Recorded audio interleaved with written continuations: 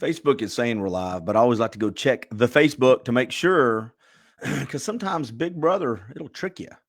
It'll mess you up. So let me see. Sometimes there's a little delay. Let me refresh everything because I hate to bring my guest up, them start saying some really good stuff, and then all of a sudden, um, nobody can hear him. Yep, we're all good. Hey, thanks to my sponsors, the Barn Nursery, Alchemy Med Spa, the Vascular Institute of Chattanooga, rentmyequipment.com.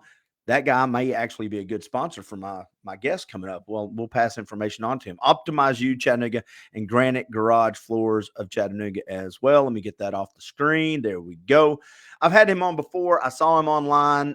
He is a content creator, podcaster, has conversations with game changers and world changers, and he does all kinds of stuff. But we're going to bring it up. He's writing books now. He's buying new cameras. Here he comes. It's Erik Allen at 3, 2, 1. What's up, buddy? Hey, man, what's going on, dude? It's so good to be back on your show, man. It's such an honor to be here, man. I appreciate you. You're a busy guy, and let's just get this out there. I'm living in the Southeast Tennessee, right? Yep. Right now, and projected in the next couple of days, our highs are in the 20s and 30s. We got lows in 8 degrees, 10 degrees. It's getting cold. No snow as of yet. You're not quite as fortunate. How much snow have you got right now in Idaho? Close to 2 feet right now. And I'm doing 2 and 3 day shovels in the driveway so my wife can get out and get the kids from school and stuff. So just so you know, have you always lived in Idaho? I know we're revisiting some old ground. I apologize. It's all good. I grew up about 4 hours from here and used to visit in Coeur d'Alene, where I'm at today, in the summers as a kid, and then moved to Idaho officially with my wife in 2014. So initially down in southern Idaho, but came to North Idaho in 2016. So we've been here about 7 years. Well, now. Let me just go ahead and bring you up to speed on how life is here in the South when it comes to snow. Yeah. In our world, and I kid you not, if snow is in the forecast, like trace of snow, if it says trace of snow, dude, our city shuts down. We go get kids from school. We go buy the milk. We go buy the eggs. We update our wheels. It's a silly thing. And when you said 2 feet of snow and your wife's still going to get kids, I'm like, I mean, how do y'all drive in that? We don't know how to drive in it. My wife and I both drive 2012 Ram trucks, and they both are 4-wheel drive. There you go. And so they did cancel school one day this year so far, and it dumped 9 inches of snow that one day. So that was the one day. But today I think we've gotten probably 6 or 7 inches. So, I'm surprised they didn't cancel, but I think it's because we're getting close to Christmas break here for them. So. They're trying to squeeze the days in. Totally. Hey, do me a favor before we spend the next 20 so minutes just kind of catching up on life. Tell everybody what you do, and let's book in this conversation with how to find out more about you so everybody knows what you do. Yeah, right on, man. I'm a podcaster. ErikAllenMedia.com is the website, and I'm love to do just daily videos. So I love to do a 30-second video just to try to encourage folks. And I just really started doing that last year to pick up my social media space and, get some more content out there and more engagement with fans that were following my pages. So doing daily videos. I'm a podcaster. Every single Friday, I drop a new show. Been podcasting since 2017 and released just over 400 episodes since I started. And man, I love doing this. I love getting on other podcasts as well. And it's just so much fun. Podcasts has opened up so many relationships and opportunities and things like that. So podcaster, I'm also John Maxwell certified coach and do brand videos. So like people will send me their box videos for box openings and how-to videos and things like that. So I love that type of stuff. And so that's what I do. Is the coach thing new, or were you already a certified coach when we talked last time? I was not. So that was a goal of mine in 2022 was to become a coach. I didn't want to just call myself a coach. I actually wanted to get a certification. So I went through, did my research and said, I could go Tony Robbins or I could go Dean Graziosi or John Maxwell. And I really just connected with John Maxwell's values and beliefs. And I said, you know what? I want to follow him and do what he's doing. Because when it comes to business and leadership, that guy, he's the man. And so I just recently did that in August of this year. Congratulations, man. Was it a pretty arduous journey? You got a family, you got, apparently you're shoveling snow all the time. Pretty much. Pretty hard. Did you find it because you're driven, it was easier, or was it just difficult for you? No, it was actually, for me, I really thrived off of it because I love to learn, especially when it comes to personal development stuff. And so I dedicated 30 minutes a day just so I could go in and take these courses they have in their platform. Right. And for me, it was just like, yes, like I wanted it. And it was a growth opportunity for myself, but also get to know so I could be a better coach to my own clients, you know, as they go through my podcasting courses and things like that. I wanted to be able to coach them better. And so that's really my main reason for it. I haven't gone out and said, hey, I'm going to coach you on John Maxwell stuff, though now that I'm a certified coach with him, I can coach on a lot of his different books and programs and stuff like that. So it was just an opportunity that I wanted to grow in my own personal development. You know, one of the things we were talking about before we came on is I know when I met you or introduced myself to you, you were in either the beginning stages or the middle stages of your goal to be on over 100 podcasts, and think in 2021. Yep. And you told me you were like 117. I finished 2021. I did 117 other interviews on other people's podcasts. Yeah. Mm-hmm. And I know you did like 100 or more, just your own podcast that same year, but being a guest. So this is because I've been a guest maybe on 15 or 20, and I got a couple coming up in January. I think I'm out on 3 other podcasts. What did you learn about being a podcaster when you are a guest on another podcast? Did you learn anything at all from that? You know, it was, excuse me. It was to stretch my mindset, really to understand how other people do things. What programs are they using? What questions are they asking? How are they putting stuff together? And some shows I was on were absolutely amazing. And people would say, hey, I heard you on this podcast. I want you on my podcast, which was really cool. In fact, yours landed me on another podcast that had 50,000 views just because I was on your show. So thank you to that. Wow. But that's awesome. Real quick, to interject this. I saw did you have Tom Rowland on your podcast? I did. Yes. I saw part of that one. I haven't listened, but he's a great guest. And with you and him, I think that I bet the chemistry was fantastic. He was an amazing guest. Yes. So and that was I think a referral from you. He's such a great guy. And man, it was such a great conversation that I had. And man, he's just a really cool dude.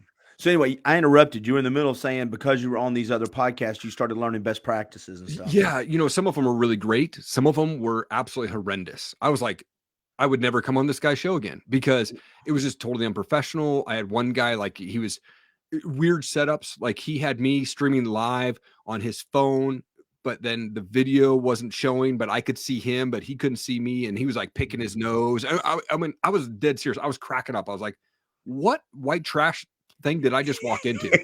Because this is crazy. Like, you know. Well, and again, you know, this goes back to, and you know the stats as well as I do. There's over 2-3 million podcasts. Excuse me. Yep. Totally. But most of them are not active. Most of them are not consistent. And it's nothing I'm not slamming them. It's just, It's a hard thing to maintain. It's 3 months, 6 months, thumbs up. A year. Yeah. Years of that is pretty hard, man. It's pretty difficult. Yeah. I mean, I started in 2017, so we're coming up on, 6 years since I started this thing. And so, yeah, it's been a fun journey. I love it, man. I get so fired up whenever I get an opportunity to be a guest on other shows. Well, that's what I was going to ask you. Are you nervous? Like I said, I've done maybe 15, right? Okay. 10 to 15. Yeah. I'm more nervous talking. Okay, here, let me back up. I would be more nervous going on a very small listenership podcast than I was talking to like Diamond Dallas Page. Okay. That guy, I mean, that didn't make me that nervous. Going on a podcast that nobody listens to, I'd be a nervous wreck. Is that weird? That's weird, isn't it? Yeah, I mean, it really for me was to push myself so that I would be more comfortable on camera and on the mic, just for my own shows and as I spoke to people and things like that. And so there were shows where I just got in, and sometimes it was really awkward. Like they would ask me, like we'd get on live, and they're like, "So what do you want to talk about?" I'm like, you asked me to be on your show. Like, I mean, that's just weird things like that. But I mean, I've now been a guest on 34 this year. I did 26 in 2020, and then 117 in 2021. So, over 150 podcasts that I've been a guest on over the last 3 years. And man, it still fires me up every single time because I love just that new connection and building that relationship with that new person. Yeah, my goal next year is I don't know if I could do 100, but I would like to be a guest on about 30 to 40. Yeah. Just because I have enjoyed it. I think I've gotten better at it. And what's really weird, because I owned an advertising company for a long time, and you do coaching, you've owned businesses. I think it's a human nature thing. I'm really good at giving you advice. I'm really bad at following my own advice. And so sometimes being a guest forced me to really consolidate my thoughts, because sometimes I can ask questions that are very wondering and rambling, and I get to the question eventually. Yeah. But it takes me a minute. And being a guest, went back and listened to the first few I did. And I was like, okay, I need to clean my act up if I'm going to be a professional guest. It doesn't mean the conversation can't be casual, but if I'm expecting Erik Allen to be a professional host, I want to make sure that I come across as a professional guest. Yeah. Yep. If that Absolutely. makes sense. Oh, totally. And you know, it was a practice session for me. As I was on those shows, I would tweak my story. How can I make this better, more efficient, instead of rambling on? And I know that I did that on some of those shows, but each show I got better. I was like, oh, I can tweak this out, or I can take that out, or I can add this in. And it allowed me to learn from all of those different shows that I did in 2021. Is it hard for you to listen to yourself and critique? I can't, it drives me insane. It's not too bad anymore. Initially, yeah. If I looked back on my first shows, I was like, oh my gosh, I don't want to put that out. But like now I edit my own shows. So like I watch all of my shows as I'm editing them.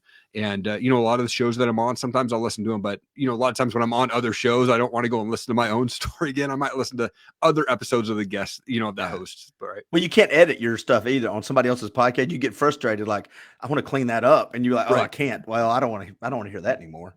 Totally right. Yeah. I want to hear that. So what was when you came on last time, you had 2 different Facebook pages. Yeah.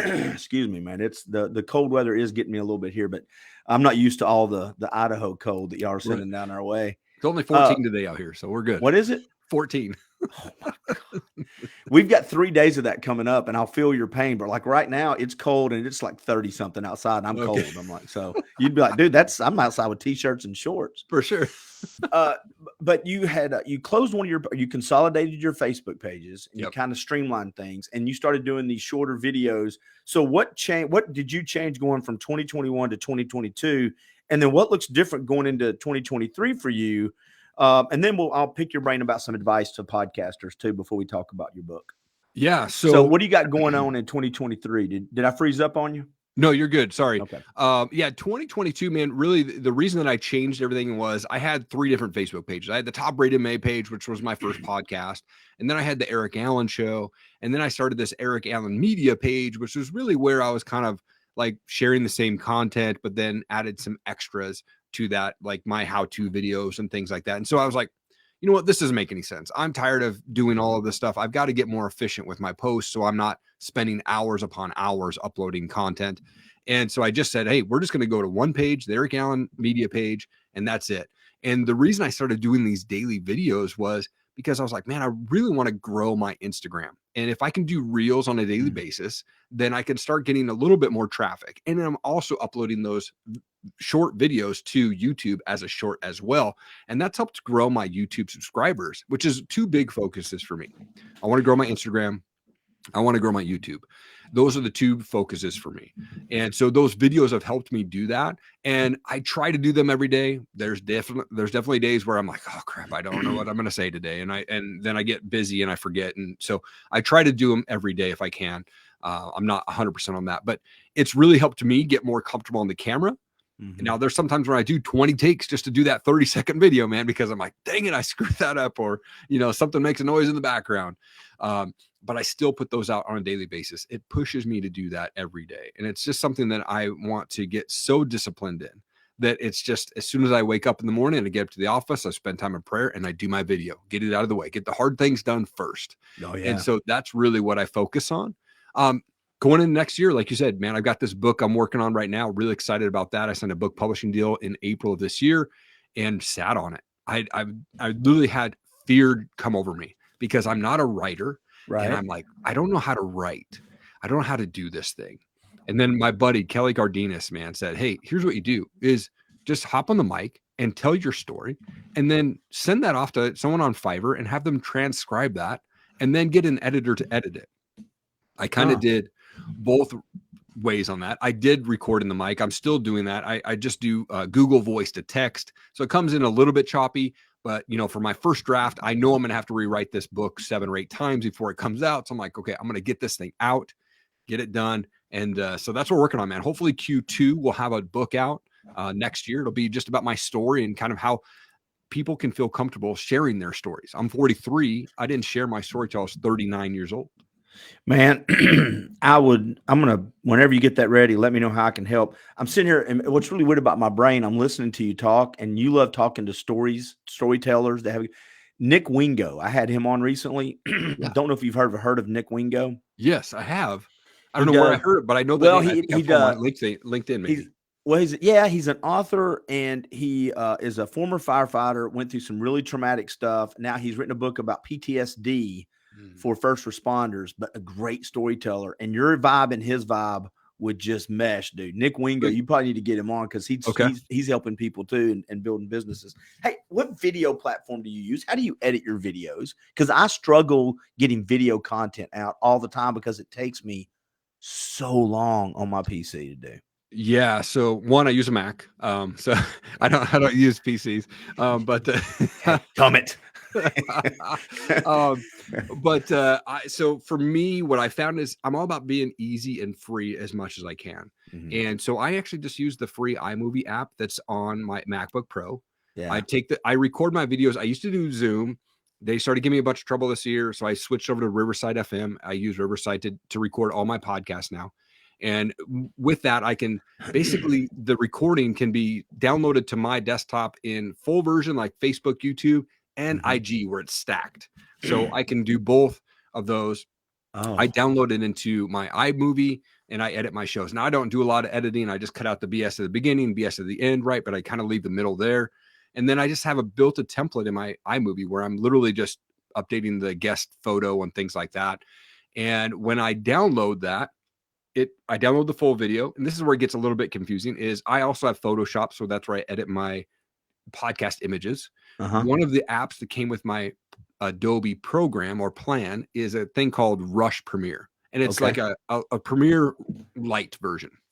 But what that does is that allows me to take that IG version that I recorded on Riverside and upload it to this Rush Premiere, and it cuts it down to 916. So it cuts it all the way down to the IG version size. Wow. So I'm not doing any editing to cut out the sides. It does it automatically. So I have to I edit it in iMovie, upload it to Rush Premiere, save it back down in the IG version. So it's a little bit of a process that I have to do, but it allows me to put out the content where it's stacked versus this short video.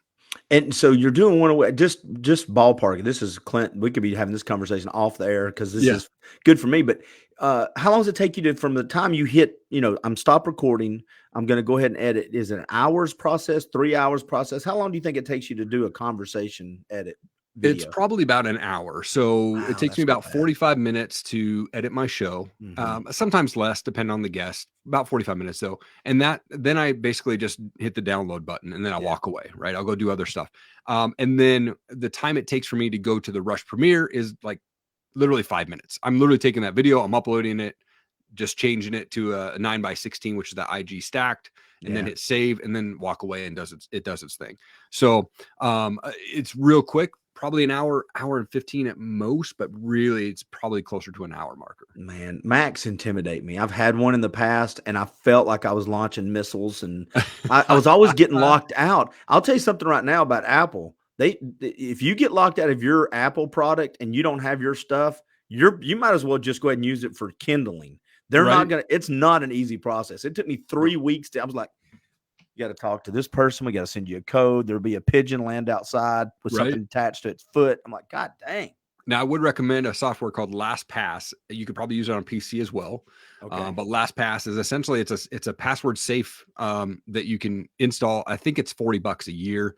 But they are amazing. They don't have any access to your account either. So if you lose your login, you're hosed. You cannot access your account. So I have to save the code in a safe and then I can get it if I forget it. But I have LastPass on my desktop. I have it on my phone. I have it on every laptop. So anytime that if I get locked out of one, I can go to another one and go, oh yeah, that's my login, right? But it's an amazing app. It saves me a ton of time. It's already just keeps all my passwords in and logs me in automatically. nothing more frustrating as I get older because I think I'm quite a bit older than you. But now when I forget my password, I'll enter and like 12 times it's wrong. And then I'll Right. enter and then it'll say, you can't use one you've used in the past. I go, what was the one I just entered that you're saying now I can't use? I forgot what I'm Right. like, dang, never mind. I'll just start a new page. I know, right? Let's start a new page. That'll be Give it. up. Yep. Totally. And then here's what's even worse. I take pictures of my passwords and Yeah. put it on my phone. And now if I lose this, Yeah. somebody they won't want my identity, but they can have it. Right. They'll Totally. just have There you it. go, man. Last pass is the way to go. I like the idea. All right. And you also have a couple other quick things, and then Yeah. we'll talk about some advice. You're also like me, I have a few Patreon sponsors, but I have some really great local sponsors, Yep. a couple of regions, rentmyequipment.com. My buddy owns that. It's a national company. He should definitely talk to you. Nice. So I'll hook you up with him off the air, Mark Right on. Williams. But you also have something called micro sponsors. So Yeah. listen, you've got a nationwide footprint. And so if there's people out there that listen to this, other sponsors of mine that go, what's that? Explain it to people. I hope you get a ton of them. Well, I mean, I appreciate this, man. Yeah. And so right now, my sponsorship packages range from 300, 600, and 900. It's really, you get on the website, you get a shout out on the show, you get a shout out weekly on that 300 package. Then 600 and 900 allow a 30 or 60-second ad spot. Right. I had a lot of companies reach out to me and say, hey, I can't afford $300, but I might be able to afford 25 or $50. And I know that you can do Patreon where you get all this extra stuff. I don't have time to do the extra stuff. So I just said, hey, you know what? If people want to do a sponsor to my show, they can do a micro sponsorship. And I'm going to offer it at $25 and $50. This is going to be launching in January. Essentially, what this is going to give you is a spot on my website. You're going to get one shout out a month, depending on if it's 50 or 25, twice if it's 50. Yeah. And essentially, you're going to get a little logo on my website, on my sponsors page with your link to your website. And I'm going to be able to give you a shout out once a month. Now, you won't get a spot on my show notes when I release the show, but you will be on my sponsors page on the website. So just allow somebody who might not have that $300 a month budget, but maybe they have a $25 budget or a $50 budget. They want to get their name out there. And once a month, they're going to get shout out to all of my networks, from Twitter to, Facebook to IG and LinkedIn, all of that. For $25, you can't really beat it. No, and like most businesses, they grow, and if you've been good to them and given them some value, then next time they may be a $300 or $600 sponsor. Do you do your own website? Do you edit your own website too? Are you do you wear all the hats? I do now. I had someone initially build it out. So they built the shell, and then I've updated it for the last 2.5 years myself. So Yeah. So they built the shell. I do everything, and then I do all the sponsor shout outs and all that stuff. So yeah, I'm 100% one man show where I'm editing, uploading, getting on there. But I mean, I'm an early riser, so I get up at 4 a.m. 6 days a week to make that stuff happen before I start my full-time gig. Are you listening to podcasts all the time, or is this like the guy that works on other people's cars and when his free time he don't want to work on his own car? Do you listen to podcasts for fun, or is that something you just kind of tune out? It depends. Some I do, some I don't, and it depends on the day as well. So like some days I'm just super laser focused and I need music playing in the background. And then some days it's like kind of a chill day at work where I might just jump on and grab a podcast. If something's intriguing to me or a guest is intriguing to me, I'm going to throw it on. And I'm all over the place from, this show to Craig Siegel to Kelly Cardenas, those guys, always throwing on different shows. I just constantly want to be learning. One of the things that I when I spoke to Ed Milet, he was like, dude, canny, constant and never ending improvement. And I thought, man, I never heard that before, but I want to always be learning. And so, even when I'm making breakfast for my kids at 6:30 in the morning, I've got headphones in, I'm listening to John Maxwell preach, or I'm listening to, a podcast, something like that. So yeah, I do listen to podcasts. I'm a big music guy, so I love to listen to music as well during the day. What kind of music you listening to, man? If I were to steal your playlist, what am I going to find? Man, I think you'd find the majority of it being rock, though today I've been really into hip hop. So like I kind of go back and forth. So Old school or new? Man, I was listening to Tupac last week. Okay. Eminem, and I was listening to Dre yesterday. So I like the old school stuff. Really into a band called Hilltop Hoods. They're a hip hop band out of Australia that I'm just a big fan of. And then NF is another guy that I've been listening to lately. My daughter and my son too, but my daughter's 18, my son's 23. But especially my daughter, when we're listening to music, she'll play some new stuff, or Yeah. I'm pretty lucky because both of all my kids like old music, like the 60s, 70s, and 80s that I grew up with, because Nice. that was my sweet spot. And so they know who, Def Leppard is. They also know who Steve Miller Band is and Yeah. CCR, but they know who Kiss and all that, AC/DC. But anyway, so my daughter and I will be listening to music, and I'll put on something that I like from the 70s or 80s, and she'll go, "Hey, rewind that." Rewind or go back it up. Now it's not rewind anymore. It's back it up. And so anyway, I'll back it. I'll go back a little bit, and she'll go, "Hold on." And then she'll pull up a new song, and you can see where they have used the same beat, rhythm, or some sort of, play from like a 1970s Earth, Wind and Fire song. And she's like, Yeah. they just took that. I'm like, yeah, welcome, honey. All the good music's been taken, sweetheart. Now they can play off of it. But same thing with hip hop too, though, man. You go back to the Big Daddy Kane and all my Heavy D and the Boys and all the old school Sugar Hill Gang. A lot of the new music is missing that soul, I think, man. Totally. That's amazing that your daughter had the ability to hear that too. Oh yeah, I think that's awesome. Yeah. Oh, she digs it. As a matter of fact, my new intro to my podcast, my son did. Oh, nice. That's awesome. So I told him, I said, I can get you some gigs if you want to do openings for podcasts with just a music bed. He does construction during the day, but then he goes home on his computer and plays with just beats. He just had one played at a nightclub. Wow. And he just loves the beats and putting it together, and his brain is so creative. So I'm going to try to get on Fiverr. I've told him that, and he's done a couple of things, but I don't know if he knows how to use it correctly, how to get the most out of it. He did this intro for me. If you ever listen to it, literally in 15 minutes, 20 minutes, and it's good. And I'm like, man, that's good. Come on. So, Fiverr's the way to go, man. I've actually earned the majority of my sponsor money from Fiverr. What? So, yeah. Tell me how you use Fiverr then, man, as a podcast. How do you, because real quick, tell people you don't just do podcasting. You have another gig. Yeah. So, I mean, Fiverr is where I offer people pay me to do box openings or, how-to videos. I've worked with insurance companies to water bottle companies to, camera companies and vitamin companies, and they just send me their product and I do a video for them. And typically it's a 30-second to a minute long video. And I just do it right here in my studio and send it back to them. And so I've offered that gig on Fiverr, but like probably 3 years ago now, I started offering sponsorship spots on Fiverr. So someone comes across Fiverr and I say, advertise your brand on my podcast. And I just had it on there. And over the last 4 years, I've made just over $5,500 from Fiverr just by doing that.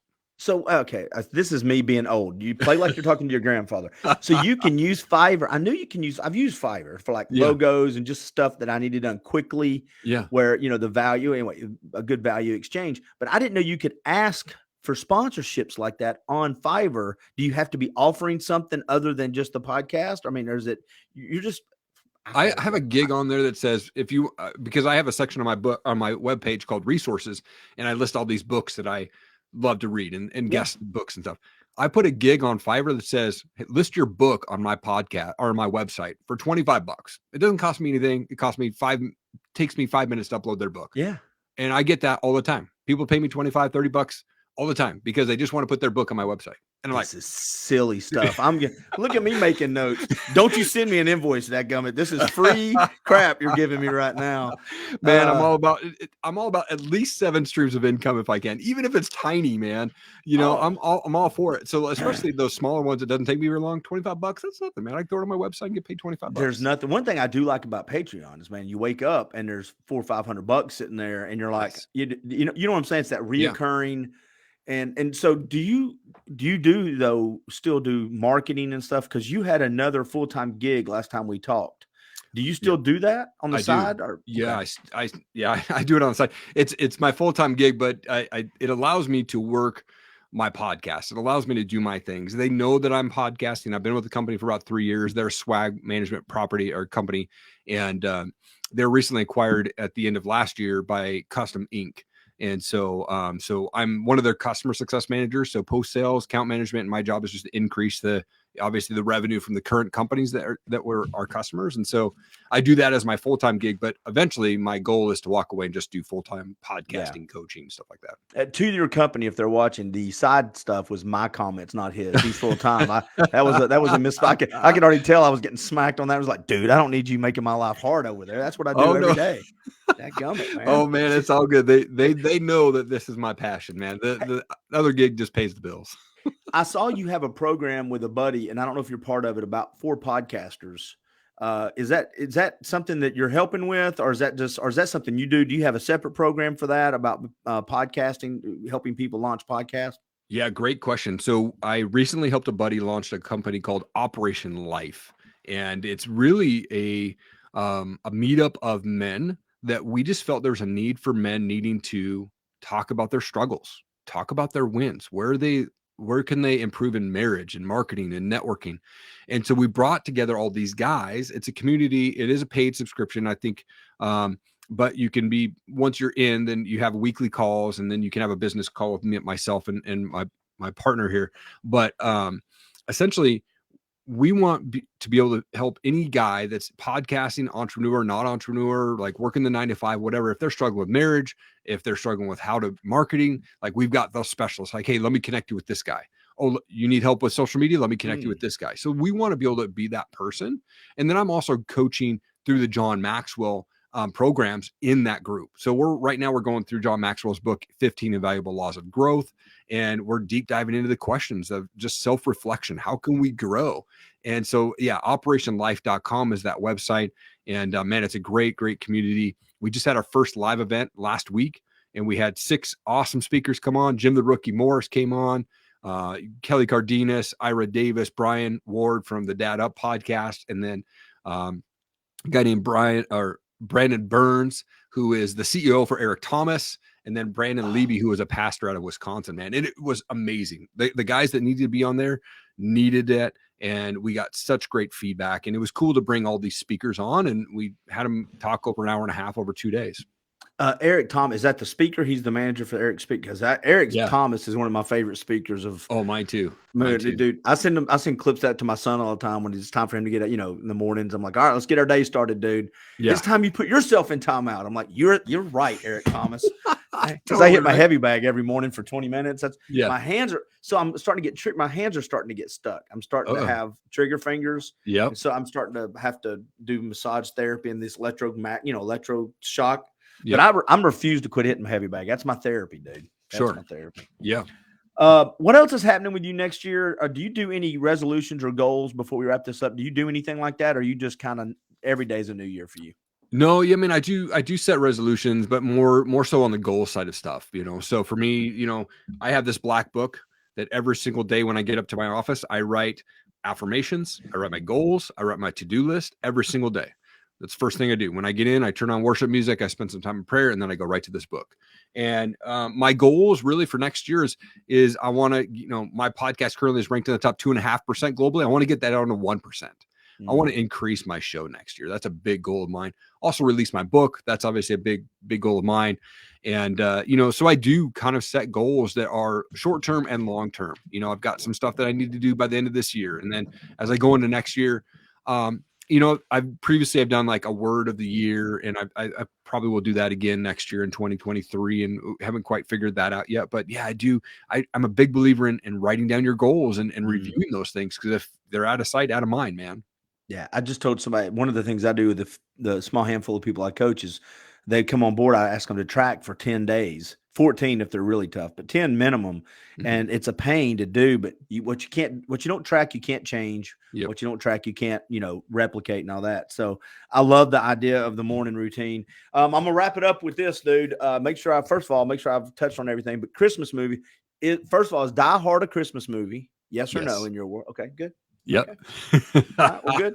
You can come on again next year. Then you've earned it. Good. That was a good answer. That's the right answer. Nice. And do you have a favorite, like 2 or 3 Christmas movies? And the reason I ask this is everybody goes, it's such an old question, but I'm finding there are people have some unique Christmas movie favorites. Do you have anything that stands out, or what's your just go-tos? Yeah, I mean, my go-to is the Griswold, like Christmas Vacation, right? But my wife and I, we love Tim Allen's The Santa Claus series. So I just had a conversation about that. Yeah, 1, 2, and 3, we loved. They did a series on Disney, I guess recently. It didn't keep my attention. I fell asleep. My wife said it wasn't really that good. Right. So we're a big fan of that. And this year, my kids are getting ready to go on break, and we started this tradition 2 years ago, and now it's kind of just become a yearly tradition. But every Christmas break this will be the 3rd year. My wife, my kids, and we watched this whole 9 movies of Star Wars during Christmas break. That's so okay. Okay. So that's now become our Christmas break movie. So your kids, here's what I'm going to do right now. There's going to be on a podcast in 20 or 30 years. They'll say, what's your favorite Christmas movie? And they're going to Return of the Jedi. Totally. What? That's weird. Yeah. My parents. I don't know how it came about. I think we were like sitting around 2 years ago going, wait, you guys we haven't shown our kids Star Wars yet. We're bad parents. Yeah. And so we're like, well, let's go put on Star Wars. So we started the first one, and they're like, the kids were hooked. They're like, oh my gosh, I need another one. So we just kept going, and then we watched 9 of them. And then, so then we did it again last year. So I think we're about ready to do it next week, and we'll do it again. That is a great tradition though, man. That is killer. That is awesome. I get my naps in, so it's a great tradition. Are you, do you like the newer Star Wars movies, or do they kind of play out after? Because I quit watching, I guess it's Star Wars 6. Yeah. Whichever. I just quit watching them after that. I've watched most of them. The last one when Harrison Ford, I think he had to fight his son or something. And I'm like, okay, he's 80. By the way, real quick, my ADHD kicked in. Have you seen that they're coming out with another Indiana Jones movie? I heard about that. I have not seen the trailer for it. How is he going to? He's literally, how old is Harrison Ford, dude? We're looking that up right now. Dude, he's got to be. We're looking that up right now. This is welcome to podcast right here. Oh, man, that's awesome. I love it. He's got to be 70-something, 72, 73? 80. 80 years old. Holy crap. Okay. And they're showing scenes of it. And I'm like, come on now. Who's the new Indiana Jones, right? Like, didn't they? I mean, I remember when they did like the young Indiana Jones movie was it River Phoenix? No, it was the guy from Transformers. Well, they did the one with him, but I thought they did. Or maybe River Phoenix was just his son in one of them, and he ended up dying. Or was it River Phoenix? One of those guys from the 80s movies. Maybe. And I forget what he did. I know Sean Connery was his dad in one of them. Yes, yeah. Who was the guy, Transformer actor? This is why I love podcasts. You can't do this on the radio. You got 11 minutes. Right. LaBeouf, Shia LaBeouf. Yeah, Shia LaBeouf. Yeah. I thought he would be a good one. I did too. He's a good actor, man. And I mean, I know that he's struggled with a lot of stuff. And he did a podcast recently with the guy who was another actor that was on the zombie TV show. I forget what it was called. Walking Dead show or Walking Dead. He was on the Walking Dead season 1. He was on that dude's podcast, and I don't even know what the show's called, but Shia LaBeouf like got on there and just like real raw talked about his struggles and what he went through and as a child and messed up and where he came out of, man. And I was hooked. I was like, dude, this guy's story is awesome. I want him on my podcast, Have you asked him? Have you seen it? I haven't yet. No. Gotta do it, man. I'm adding him to my list. So absolutely. Yeah. Well, I hope that's one of the things I hope you get next year in 2023. I know I kind of go all over the place, but that's the fun part about doing a podcast. Totally. It kind of goes where my brain takes me. I love it, dude. Good. I appreciate you coming on. I appreciate you taking the time. All this stuff will be in show notes. So if people want to go find you, they can find it there. Go ahead and throw your website out one more time. ErikAllenMedia.com. It's ErikAllen media.com. And then Instagram is just Erik G. Allen on there. And I respond to every comment and every DM, including sending the hello lyrics to DM. So if you DM me and you're a spammer, we'll do that. Okay. Do you have another 60 seconds? Oh, totally, dude. Okay. All right. We got to tell everybody this because I was wrapping it up. So tell everybody, because I'm going to tell them what I would like to do, but the star of the story is what you did to a spammer. Tell them what you did to the spammer. Basically, I just started getting all the spams and I would just delete them or block them. But then one day I got this idea. I'm like, I wonder how long I could keep them going. And so I went and found the lyrics to Adele's song Hello. And I literally took one line at a time. Hello, it's me was the first one, because they would respond to me like, hello. And I would just say, hello, it's me. And then they'd go back and forth. And I dropped in one lyric at a time, back and forth to this lady. I probably got through 3/4 of the song before she finally gave up. But I was literally just copying every lyric. And then I basically saved that into a reel. It's on my IG. And I just showed everybody exactly what I did to this poor lady who thought she was getting hooked up with someone that she could move to America or something. I don't know. That is fantastic. Yeah. Man. That is So now are you going to try to find new songs and do that to people when they spam you? Totally. Yep. Yeah. I recently have done Hungry Eyes. I've done a few other ones. So Dancing in the Dark, man. Yeah. I just try to mess with them. Well, And, I think I told you, I went and looked the lyrics up to Lionel Richie's Hello. Yeah. And I'm going to do Hello, Is It Me You're Looking For? Because I wonder where you are and I wonder what you do. Yeah. That's going to be my go-to. So the next time somebody spams me, they're going to get one line at a time as a response from that song. Yeah. It was funny in Adele song. She says, you know, hey, I tried to call you 1,000 times. And I put that in the lyric. And this lady was like, what? I didn't get any phone calls, right? And I'm just dying. Well, that's when you should have flipped it. Well, give me your number again. Maybe I've got it wrong. Right. It totally. I've got some sad news. You have an uncle that just died with $2.5 million. Right. Send me your bank routing number too. She'll be like, wait a minute. Maybe two spammers are talking here. So right. All right, dude. Listen, I want you and your family to go have a very good Christmas. Happy New Year. Stay safe out there and keep your driveway shoveled out so your wife can drive that big old truck through the driveway and get kids. You got it. Merry Christmas, man. Such an honor to be on your show again, man. This is awesome. Thank you so much. Thank you, buddy. Have a good one. You Thank too. you, everybody.